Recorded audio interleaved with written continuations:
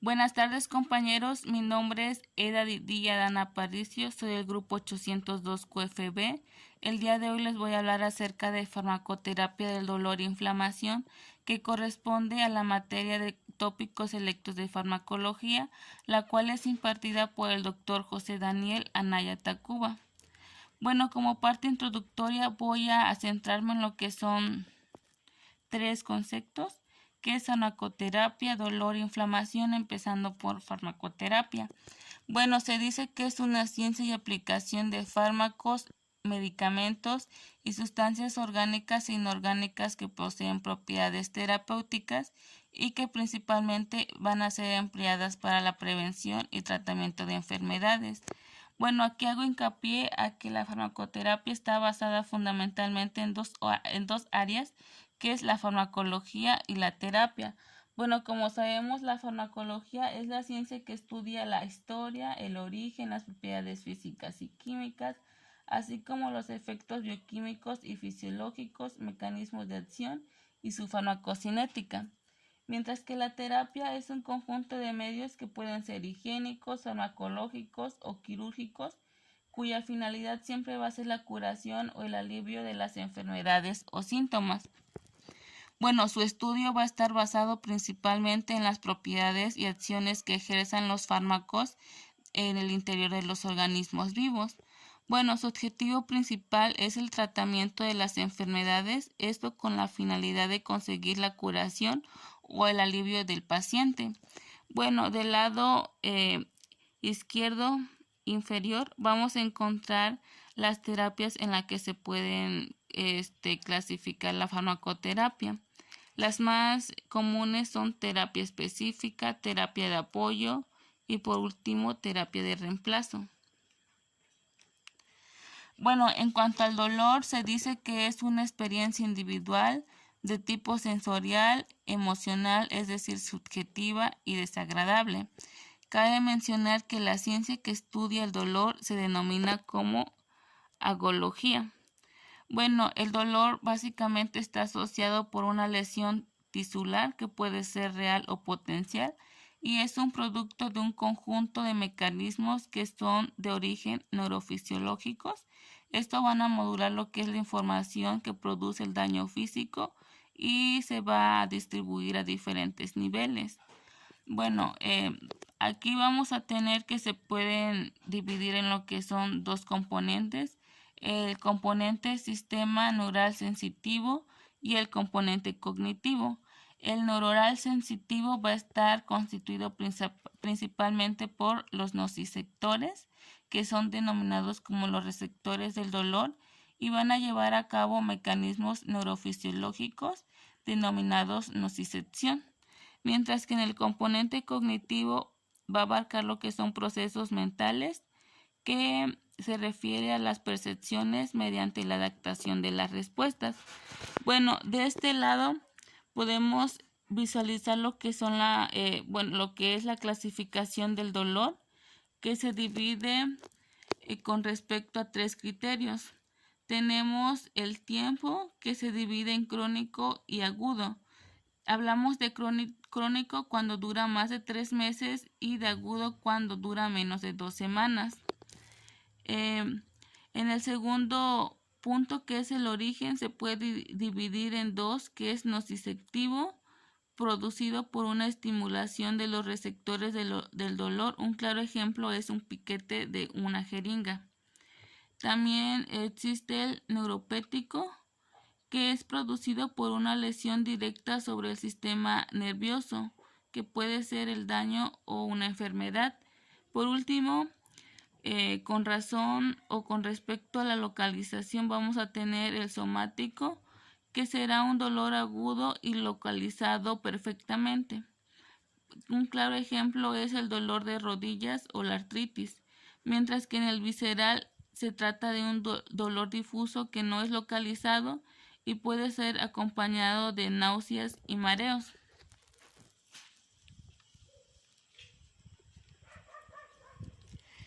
Bueno, en cuanto a la fisiopatología, vemos que se lleva a cabo mediante 4 procesos, que es la traducción, transmisión, modulación y percepción.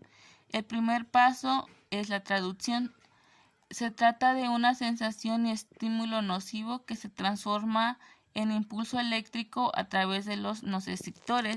Bueno, en este caso nos damos cuenta que el estímulo nocivo será la llama de la vela. En el segundo paso, que es la transmisión, se lleva a cabo lo que es la propagación del impulso en esta parte. Esto a través de las fibras nerviosas A hasta los niveles sensoriales del sistema nervioso central. Proseguimos con la modulación, la cual es una modificación endógena que puede ser de origen simpático o colinérgicos y va a existir una inhibición de transmisión. Y por último tenemos la percepción, que es el proceso final que define la experiencia del dolor. Y este va a estar recibido principalmente por el tálamo y la corteza cerebral, como podemos ver en la imagen. Bueno, con respecto a la inflamación, se trata de una respuesta inespecífica frente a las agresiones del medio y va a estar generalmente generada por los agentes inflamatorios. Normalmente corresponde a una respuesta reparadora y un proceso que implica un enorme gasto de energía metabólica. Bueno, principalmente se va a llevar en tejidos conectivos vascularizados y esto con la finalidad de destruir al agente dañino, así como reparar el tejido u órgano dañado. Bueno, de este lado podemos encontrar los agentes inflamatorios, los cuales se pueden dividir en patógenos microbianos y agresores de la naturaleza. Cuando hablamos de agentes microbianos, se refiere a las bacterias, virus, parásitos u hongos, mientras que los agresores de la naturaleza pueden ser agentes físicos, lo que corresponde a radiaciones como los rayos ultravioleta, el frío y el calor. Pueden ser también agentes químicos como los venenos y toxinas. Bueno, también cabe mencionar que la inflamación está relacionada básicamente con los procesos inmunitarios. Va a incluir lo que es inmunidad innata e inmunidad adquirida. Hablamos de inmunidad innata cuando ustedes saben que el sistema de inmunidad innata se refiere a lo que es un sistema de defensas que se tiene desde el nacimiento. Además comprende células y mecanismos defensivos en infecciones y enfermedades que pueden ser provocados por microorganismos como los que ya le mencioné, bacterias, virus, etc. Bueno, además consiste en barreras que impiden que los materiales dañinos ingresen en el cuerpo. Estas barreras son denominadas como las barreras de primera línea de defensa, que son barreras epiteliales, también incluyen lo que son fagocitos, el complemento, células natural killer, entre otras células. Bueno, si hablamos de inmunidad adquirida, decimos que ésta se desarrolla en respuesta a la presencia de antígenos en el organismo, los cuales pueden ser generados por infecciones microbianas o desórdenes naturales o celulares, como los tumores. Bueno, está constituido principalmente de células y procesos sistémicos altamente especializados que eliminan o evitan las amenazas de patógenos. Las células involucradas principalmente es linfocitos T y linfocitos B, así como los anticuerpos. Bueno, los signos cardinales sabemos que son como síntomas que son característicos de la inflamación. Se dividen en 5 signos. El primero es el tumor o también denominado como tumefacción, que es el aumento del líquido intersticial y formación de edema. El segundo es el rubor, que se refiere al enrojecimiento debido principalmente a los fenómenos de aumentos denominados vasodilatación. El tercer signo es el calor, que es un aumento de la temperatura de la zona inflamada. El dolor, el cual aparece como consecuencia de la liberación de sustancias capaces de provocar la activación de los nociceptores. que anteriormente ya les mencioné que son los receptores del dolor, tales como las prostaglandinas. Bueno, y por último, la pérdida o disminución de la función, llamado también como signo de Virchow. Aquí tenemos una imagen representativa de los signos cardinales. Tenemos aquí el calor, el rubor, la tumefacción, el dolor y la pérdida de función. Bueno, la inflamación puede dividirse en lo que es inflamación aguda e inflamación crónica. Hablamos de una inflamación aguda cuando es una respuesta natural de carácter protector que pretende librar al organismo de la causa inicial de la lesión celular y de las consecuencias que ésta provoca. Bueno, las principales características de una inflamación aguda son que se inicia de forma rápida, que puede ser minutos u horas. Se caracteriza también por una exudación de líquido y proteínas plasmáticas denominado como edema, y va a existir lo que es una emigración de leucocitos, sobre todo neutrófilos. Bueno, un dato importante es que si se consigue eliminar con éxito a los responsables del daño, la reacción desaparece. Si hablamos de una inflamación crónica, se trata de una respuesta inflamatoria persistente por más de algunos días o semanas. Cabe mencionar que la infección, si no se elimina en lo que es una inflamación aguda, se convierte en lo que es una inflamación crónica. Como ejemplo tenemos la artritis reumatoide, la aterosclerosis, la tuberculosis y fibrosis pulmonar. Bueno, se va a caracterizar principalmente por la infiltración con células, los intentos de reconstrucción y la destrucción de tejidos. Las causas más comunes son las infecciones permanentes y la exposición prolongada a lo que son tóxicos. Las células implicadas son macrófagos, leucocitos, mastocitos, neutrófilos y en algunas veces eosinófilos. Bueno, en cuanto a la fisiopatología, como vemos, es un proceso complejo. Se va a dividir en lo que son 5 pasos, empezando con la liberación de mediadores. Bueno, como sabemos, los tejidos al lesionarse van a liberar mediadores de inflamación, que son la fuente principal de los mismos. Bueno, estos van a estar emitidos principalmente por el mastocito, que va a liberar lo que son mediadores de la inflamación preformados, que son histamina, heparina, enzimas proteolíticas, entre otros. Bueno, el segundo paso son los efectos de los mediadores, que ya les mencioné, que es heparina,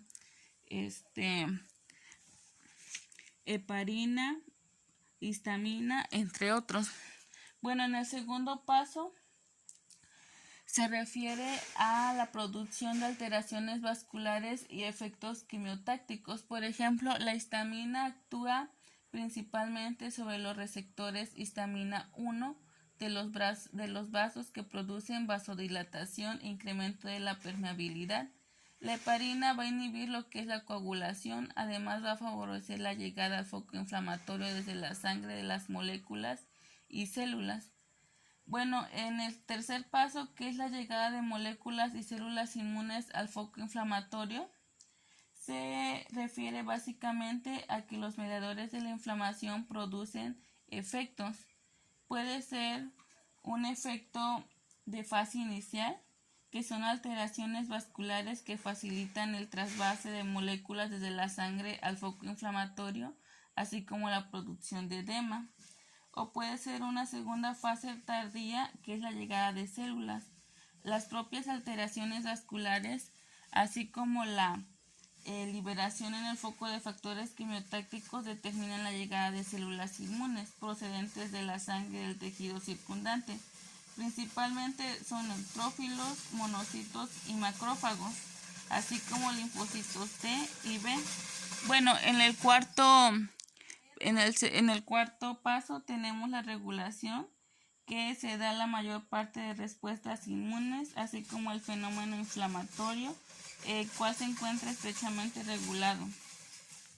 Y por último tenemos lo que es la reparación, que básicamente el daño o la agresión ha desaparecido o han sido eliminadas por la propia respuesta inflamatoria. Bueno, como vemos aquí en el recuadro superior, tenemos los que son los intermediarios para que la liberación de los mediadores puede existir, que son citoquinas, prostaglandinas, entre otros. Bueno, de este lado tenemos las células que participan, que son los mastocitos, neutrófilos, macrófagos, células plasmáticas y linfocitos. Bueno, ahora sí vamos a entrar en lo que es la parte terapéutica, es decir, el tratamiento farmacológico frente a estas patologías que es dolor, inflamación. Bueno, vamos a empezar con los analgésicos, que son un grupo heterogéneo y amplio de formas de fármacos que son de familias químicas y diferentes y tienen una gran utilidad y uso clínico. Principalmente se usan para combatir el dolor, que puede ser muscular, puede ser de cabeza, entre otros. Bueno, también de este lado podemos encontrar que va a estar compuesto por un prefijo griego que es AA, que significa carencia o negación, y algos, que es dolor, lo que significa que es carencia del dolor. Otra parte importante es la selección. Esta va a depender del tipo de dolor y de su intensidad, así como de los efectos adversos y las contradicciones que se puedan presentar. Bueno, de este lado tenemos la escala analgésica de la Organización Mundial de la Salud. Se divide en lo que son 3 secciones. La primera es el primer escalón, el segundo escalón y tercer escalón. En el primer escalón encontramos los analgésicos no opioides, los cuales como ejemplo tenemos los AINES, el paracetamol y el metamizol, mientras que en el segundo escalón encontramos los opioides débiles como la codeína, dihidrocodeína y tramadol. Y es importante mencionar que estos se pueden asociar a fármacos correspondientes al primer escalón. En el tercer escalón tenemos los opioides potentes como la morfina, fentanilo, oxicodona, metadona, buprenorfina, entre otros. También se pueden asociar a lo que son fármacos del primer escalón. Bueno, los analgésicos se pueden dividir en lo que son primarios y secundarios. Hablamos de primarios cuando el efecto ejercido principalmente va a ser la analgesia.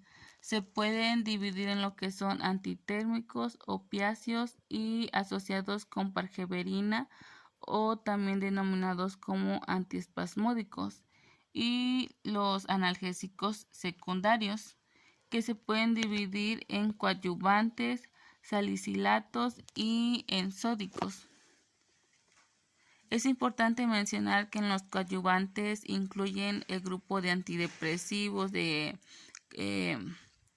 anticonvulsionantes, entre otros grupos de fármacos. Bueno, vamos a empezar con lo que son analgésicos primarios. Bueno, su clasificación va a estar dada por varios criterios. Bueno, y se va a dividir en lo que son antitérmicos, opiáceos y asociados con pargeberina, como ya les había mencionado anteriormente. Bueno, los antitérmicos son un grupo de fármacos empleados para combatir la fiebre, es decir, la temperatura corporal elevada, que normalmente oscila oscila mayor a 38 grados centígrados.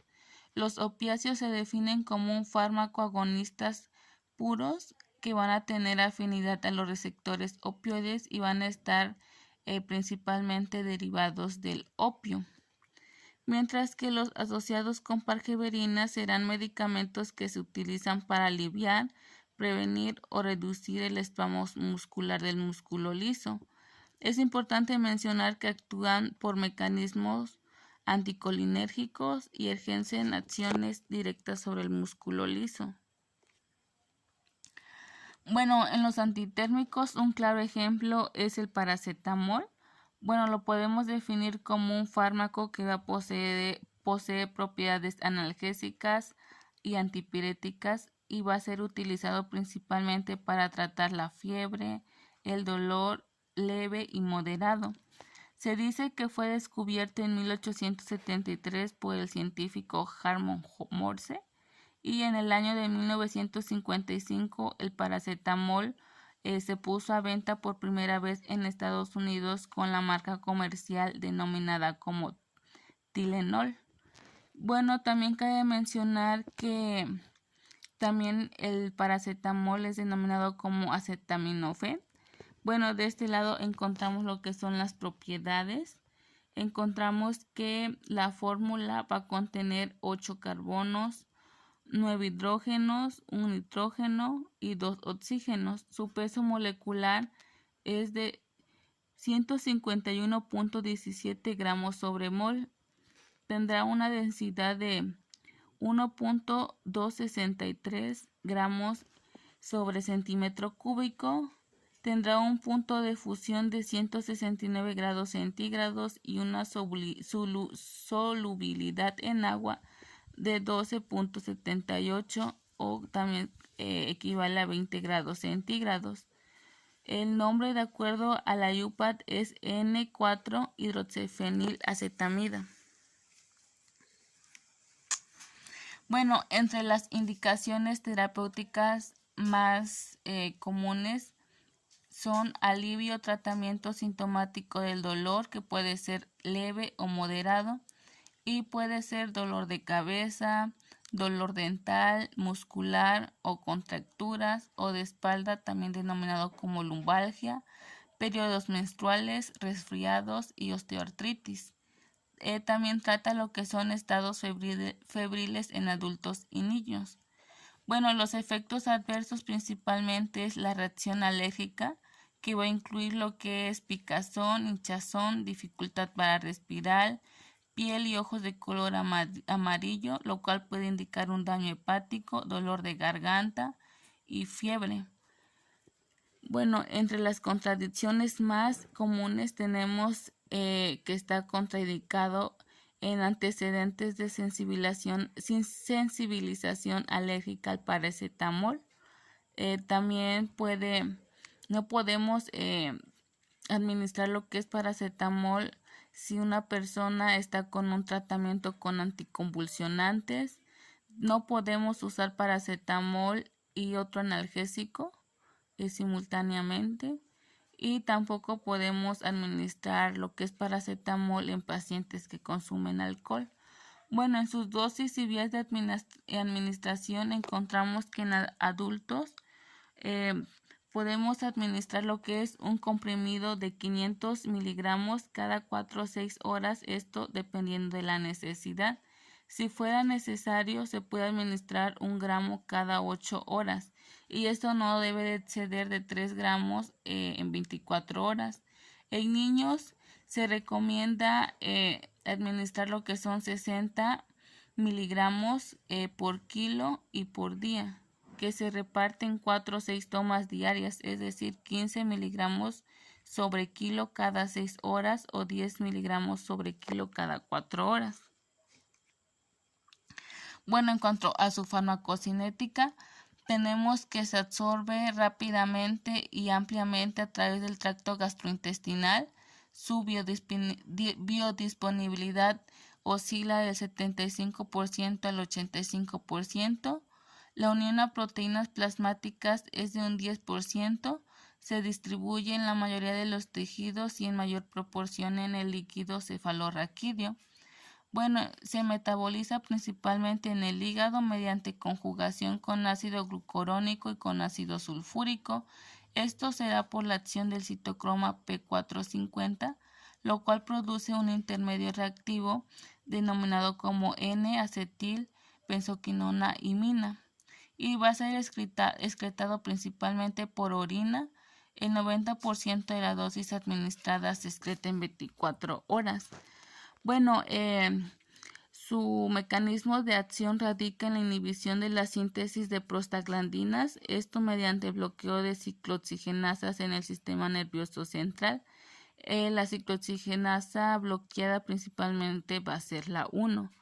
Es importante mencionar que el paracetamol estimula la actividad de las vías cetonigénicas descendentes que bloquean la transmisión de señales nociceptivas a la médula espinal procedentes de tejidos periféricos. Además, la acción antitérmica está relacionada con la inhibición de la síntesis de prostaglandinas en el hipotálamo, que es el órgano coordinador fisiológico del proceso de termorregulación. Bueno, dentro de los opiáceos tenemos lo que es la morfina, lo que es un fármaco narcótico psicoactivo de la familia de los opiáceos. Principalmente se utiliza en medicina como un potente analgésico y es descubierto en 1804 en Paderborn por el científico Friedrich Sturner. Además, el doctor Alexander Gold en 1843 descubre lo que es la forma de administración parenteral, por la cual la morfina desde ese tiempo se empezó a aplicar vía parental. De este lado tenemos las propiedades. Tenemos que en su fórmula va a contener 17 carbonos, 19 hidrógenos, un nitrógeno y 3 oxígenos. Su peso molecular va a ser de 285.34 gramos sobre mol. Su punto de fusión es de 253 grados centígrados. Su solubilidad en agua es de 20 grados centígrados y su apariencia principalmente va a ser un polvo blanco, cristalino e incoloro. Bueno, las indicaciones terapéuticas principales es que ayuda a lo que es el tratamiento del dolor intenso, tratamiento del dolor postoperatorio inmediato, o puede ser también el tratamiento del dolor crónico maligno, puede ser dolor asociado a un infarto de miocardio, así como disnea asociada a insuficiencia ventricular izquierda y edema pulmonar, o finalmente también podemos tratar la ansiedad ligada a procedimientos quirúrgicos. Dentro de los efectos adversos tenemos los trastornos gastrointestinales, trastornos del sistema nervioso. Dentro de los gastrointestinales tenemos las náuseas, los vómitos y el estreñimiento. Dentro de los trastornos del sistema nervioso tenemos la somnolencia, desorientación, sudoración y euforia. También puede provocar lo que es depresión respiratoria y alucinaciones en algunos casos. Está contraindicada principalmente a pacientes con alergia a la morfina u otros opiáceos. Está también contraindicada en pacientes con depresión respiratoria, enfermedad respiratoria obstructiva grave, en pacientes con alteraciones graves de la coagulación y en embarazo y lactancia en algunos casos. Bueno, en vías de administración lo podemos administrar por vía oral, parenteral, que puede ser subcutánea, intratecal, epidural y rectal.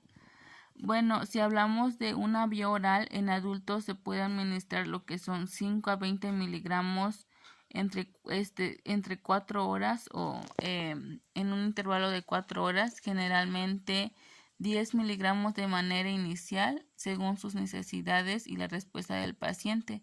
Cabe mencionar que si lo utilizamos como analgesia durante el parto, se administran 10 miligramos. En niños las dosis usuales son de 0.1 a 0.2 miligramos sobre kilogramo en un intervalo de 4 horas. También depende de las necesidades del paciente y no debe de superar los 15 miligramos en un intervalo de 24 horas. Bueno, se va a absorber principalmente en el tracto gastrointestinal. Tiene un volumen aparente de distribución que varía entre 1.0 y 4.7 litros sobre kilogramo. Además, su unión a proteínas plasmáticas es del 35%. Se distribuye ampliamente por el organismo. Además, se metaboliza en el hígado mediante el citocromo P450 2D6 lo cual va a producir metabolitos, que es la morfina 6 glucoronido y morfina 3 glucoronido. Y se va a excretar se va a excretar principalmente en la orina en un intervalo de 24 horas. Y eso corresponde a un porcentaje del 90%, mientras que el del 7 al 10% se elimina en heces.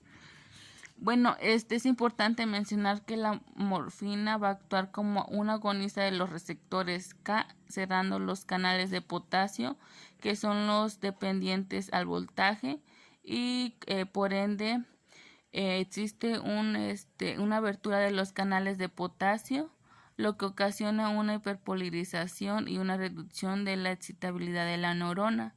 También cabe mencionar que los opioides actúan como moduladores de los sistemas endocrino e inmunológico.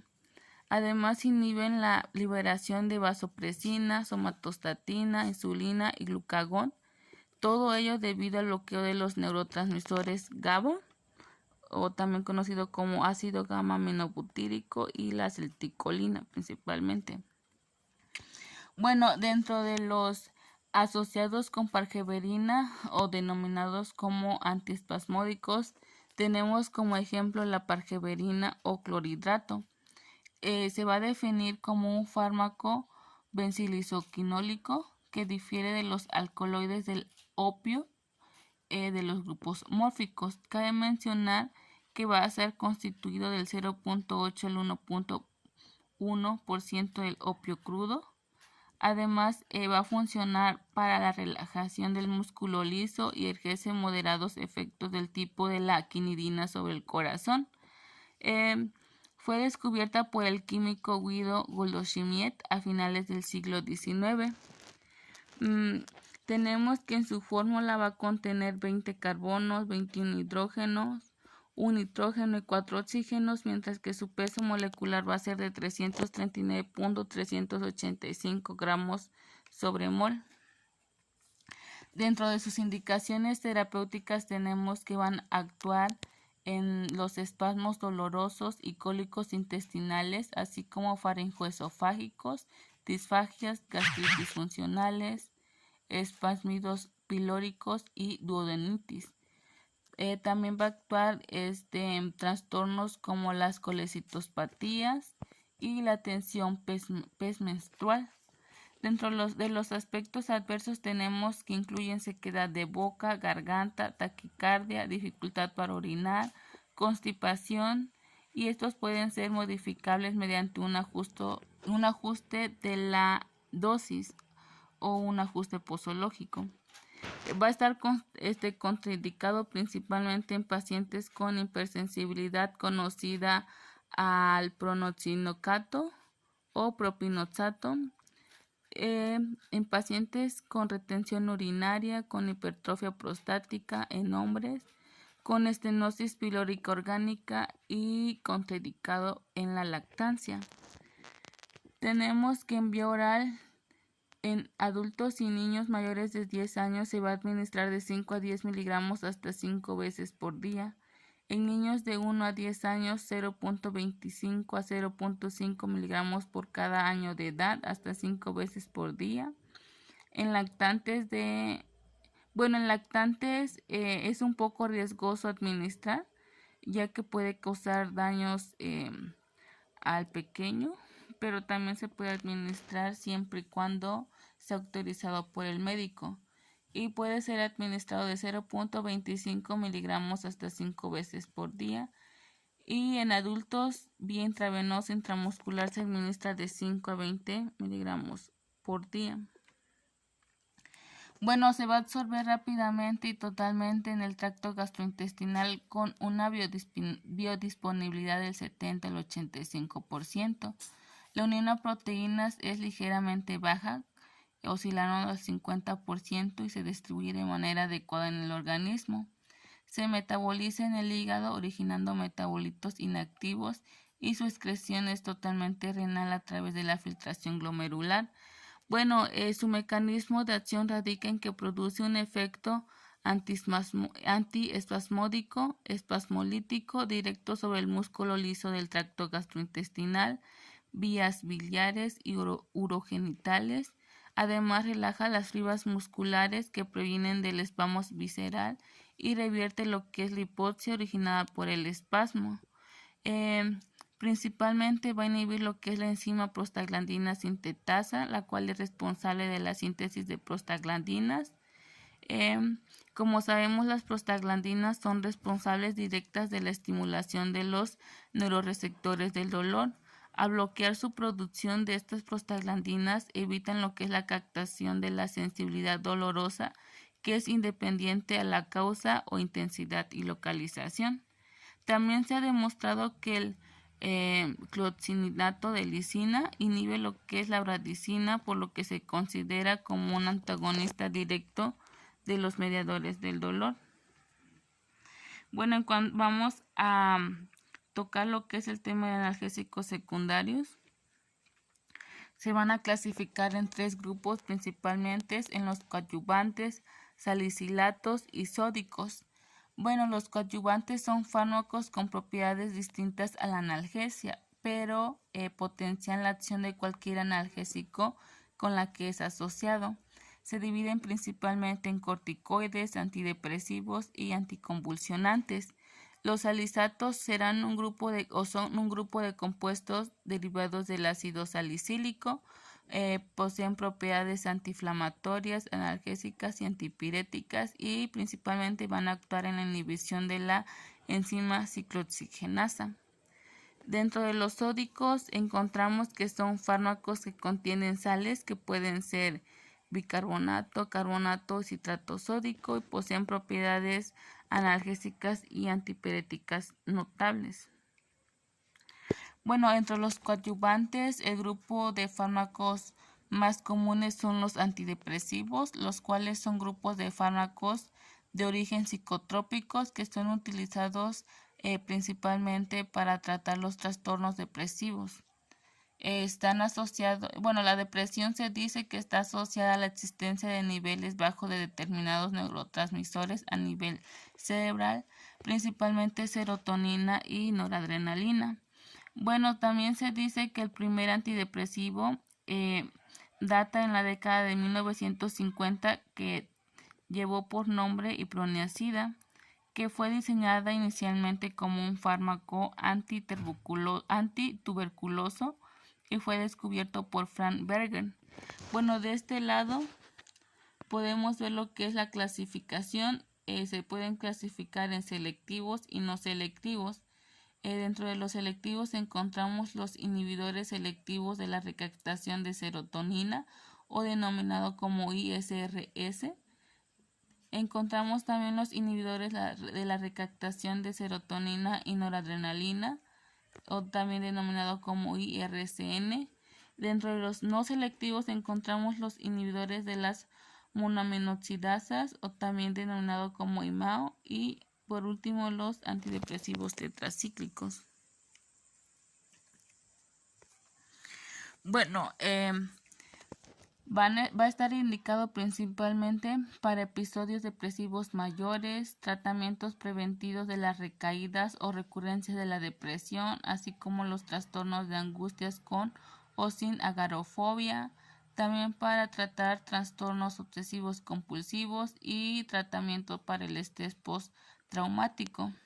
Dentro de los efectos adversos tenemos la ansiedad, el nerviosismo, insomnio, somnolencia, sedación, fatiga, mareos, temblores, mareos y cefaleas, además de una pérdida de apetito notable, pérdida de peso, y cabe mencionar que el efecto adverso más principal es la transformación de una depresión en manía. Están contraindicados en pacientes con hipersensibilidad del fármaco o a cualquiera de los componentes de su fórmula. Es importante mencionar que van a estar contraindicados principalmente en pacientes que reciben los IMAOs, principalmente la silegilina, y en pacientes con antecedentes de intervalos de QT alargado y en el embarazo. Bueno, aquí vamos a encontrar una tabla de posología. De este lado tenemos lo que son los ejemplos de los antidepresivos, la presentación, la dosis. Bueno, tenemos que en lo que es la fluoxetina, en la presentación de cápsulas de 20 miligramos, se pueden administrar en adultos de 20 a 80 miligramos y en niños de 0.5 miligramos cada 12 horas y no sobrepasamos de 20 miligramos. Y bueno, así tenemos otros ejemplos como la sertralina, fluvoxamina, paroxetina, el citalopram. Y cabe mencionar que no se recomienda en el uso en niños y en adolescentes menores de 18 años. También es importante mencionar que el tratamiento normalmente es de larga duración, que oscila de 6 meses a 1 año. Bueno, en su farmacocinética por vía oral se absorbe rápidamente en un intervalo de 4 horas. Esto es completamente por el tracto digestivo y su biodisponibilidad es de un 80%. Su unión a proteínas del plasma es alta, sobre todo a la glicoproteína alfa 1, y se distribuye ampliamente por todo el organismo, en órganos como el hígado, el estómago, los pulmones, el cerebro, los riñones, entre otros. Además, cruza fácilmente lo que es la barrera hematoencefálica. En su metabolismo ocurre lo que es una desmetilación en el hígado, lo que produce varios metabolitos, de los cuales el único activo es denominado como norfluoxetina. Su excreción va a ser vía hepática, el 85%, mientras que el 15% será por vía renal, y su vida media de eliminación es de 33 horas. En cuanto a su farmacodinámica, se dice que actúa inhibiendo lo que son sistemas de recaptación de serotonina, noradrenalina y dopamina. Al bloquear esto de una manera muy específica su recaptación en la membrana de la neurona, se mantienen estas por más tiempo en las sinapsis neuronales. Esto con el objetivo de potenciar lo que es el efecto antinociceptivo de los analgésicos centrales comúnmente utilizados. Bueno, dentro de los salicilatos, el principal representante es la aspirina. Se define como un fármaco de la familia de los salizatos con propiedades antiinflamatorias, analgésicas y antitérmicas AINES. O bueno, también se encuentra dentro de del grupo de los AINES. Bueno, también cabe mencionar que es la aspirina es basado gracias al nombre de una marca que pasa al uso común. Sabemos que el nombre de la marca es Bayer. Bueno, fue sintetizado por primera vez por el químico francés Charles Frédéric Hardat en 1853, pero en 1897 el alemán Felix Hoffmann logró producir el ácido acetilsalicílico, pero este es con gran pureza y con propiedades terapéuticas. Bueno, dentro de sus datos químicos tenemos que en su fórmula tiene 9 carbonos, 8 hidrógenos y 4 oxígenos, con un peso molecular de 180.16 gramos sobre mol, con una densidad de 1.40 gramos sobre centímetros cúbicos, un punto de fusión de 138 grados centígrados, un punto de ebullición de 140 grados centígrados y su solubilidad en agua oscila de 1 miligramo sobre mililitro o equivalente a un 20 grados centígrados. Bueno, principalmente está indicado para el dolor leve y moderado de origen variados, que pueden ser dolores de cabeza, dolores dentales, menstruales, así como musculares o de espalda. Podemos tratar también trastornos inflamatorios de las articulaciones, como es la artritis reumatoide o cualquier otra artrosis, estados febriles y el efecto antiagregante, que sabemos que es la inhibición de la agregación plaquetaria. Dentro de los efectos adversos tenemos la formación de úlceras gástricas, hemorragias gastrointestinales, dolor abdominal, náuseas y vómitos. También pueden producir lo que son espasmos bronquiales y disneas, urticarias, erupciones cutáneas y angioedema, así como alcalosis respiratoria seguida de una acidosis metabólica. Y bueno, está contraindicada principalmente en pacientes con hipersensibilidad o intolerancia a la aspirina. En algunos casos está restringida en embarazo y lactancia, en pacientes con antecedentes de hemorragia o perforación gástricas y también en trastornos de la coagulación denominado como hemofilia y en niños menores de 16 años. Bueno, su dosis y vías de administración. Bueno, la vía de administración principalmente es oral. Se dice que en adultos y mayores de 16 años se administra de un comprimido equivalente a 500 miligramos de ácido acetilsalicílico cada 4 a 6 horas. No se utiliza este medicamento en niños menores de 16 años como recientemente les acabo de mencionar. Y bueno, en una dosis de 500 miligramos ocurre una acción antiinflamatoria antipirética, mientras que en una dosis de 100 miligramos a 200 miligramos vamos a obtener lo que es una inhibición de la acción de las plaquetas sanguíneas o también denominado como efecto antiagregante.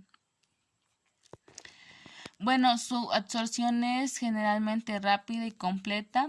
Además, esta será por vía oral y se absorbe por el tracto gastrointestinal, específicamente en el duodeno.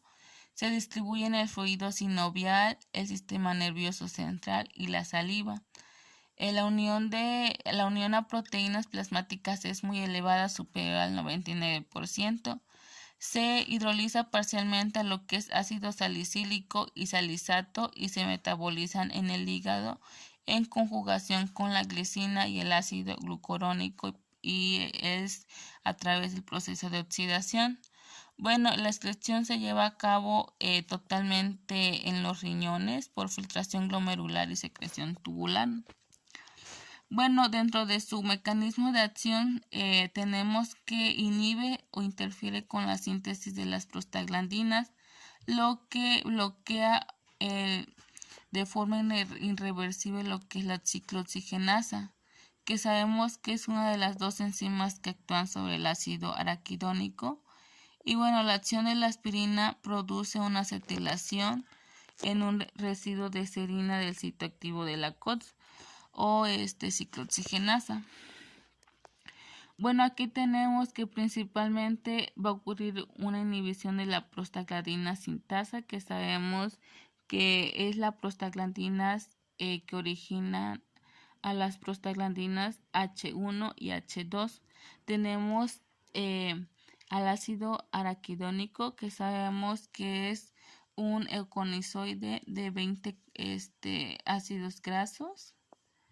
Tenemos lo que es la ciclooxigenasa, en este caso va a inhibir principalmente a la 2 y finalmente se va a bloquear lo que es la inhibición de prostaglandinas, principalmente el H2 y los tromboxanos A2. Y bueno,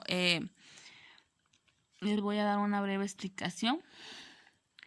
La acción de la aspirina principalmente se centra en la inhibición de la prostaglandina sintasa. Como sabemos, la prostaglandina es los productores de dolor y estas son producidas a través de la ciclooxigenasa por medio del ácido araquidónico. Bueno, cuando existe una inhibición de todos estos componentes, existe lo que es un alivio de las molestias o de la enfermedad o síntomas. Bueno, por último tenemos los sódicos. El principal representante es el diclofenaco sódico. Se define como un fármaco antiinflamatorio y antirreumático que posee acciones analgésicas y antipiréticas. Principalmente contienen sales sódicas, en este caso son derivados del ácido fenilacético y son empleados principalmente en tratamientos de formas antiinflamatorias y degenerativas del reumatismo. Bueno, de ese lado tenemos los datos químicos y físicos.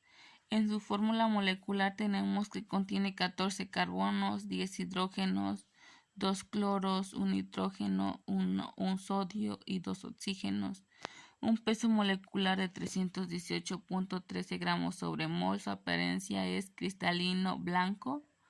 Bueno, es un polvo cristalino y blanco.